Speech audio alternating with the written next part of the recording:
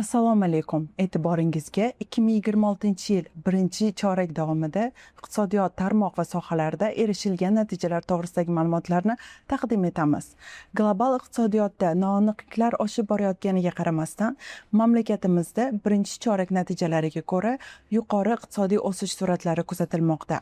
Xususan, joriy yilning birinchi choragida yalpi ichki mahsulot hajmi 448 trillion so'mni tashkil etib, 8.7% ga o'sdi.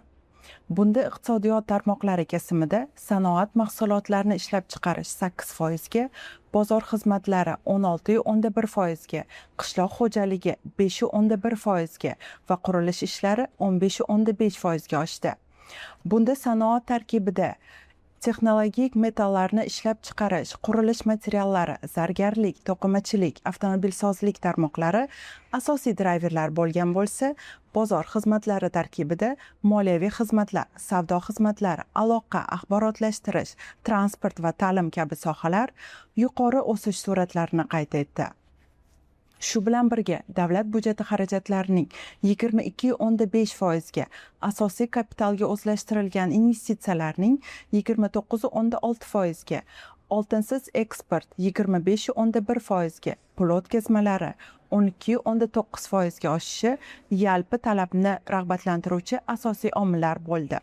Eksport tarkibida xizmatlar eksporti 26.8% ga, metall va undan tayyorlangan buyumlar 38.5% ga, oziq-ovqat mahsulotlari 16.9% ga, to'qimachilik mahsulotlari 15.8% ga oshgan.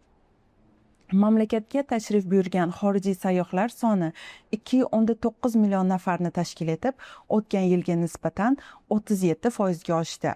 Bunda turizm eksport hajmi ham 1.1 milliard AQSh dollarini tashkil etib, o'tgan yilga nisbatan qariyb 1,5 barobarga oshgan.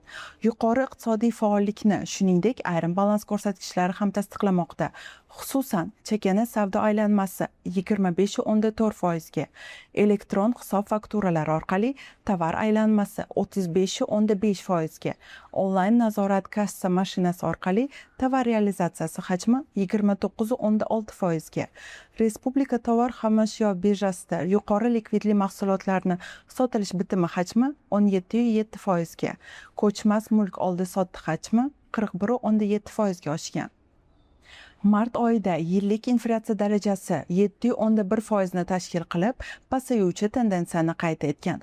Kuzatilgan iqtisodiy faollik natijasida 2026-yil 1-aprel holatiga faoliyat yuritayotgan tadbirkorlik subyektlar soni 422 mingtani tashkil etib, 2025-yilning mos davriga nisbatan 11.8% ga yoki 44.5 mingtaga oshgan. Shuningdek, 2026-yil uchun iqtisodiy kutilmalarni yuqori va barqaror tendensiyalarni namoyon etmoqda. Birinchi chorak natijalari hamda iqtisodiyot tarmoqlari hududlarini rivojlantirish bo'yicha ko'zda tutilgan tarkibiy islohotlarning davom ettirilishi asosida 2026-yil yakuni bilan yalpi ichki mahsulot o'sish sur'ati 8% dan yuqori bo'lishini kutilmoqda.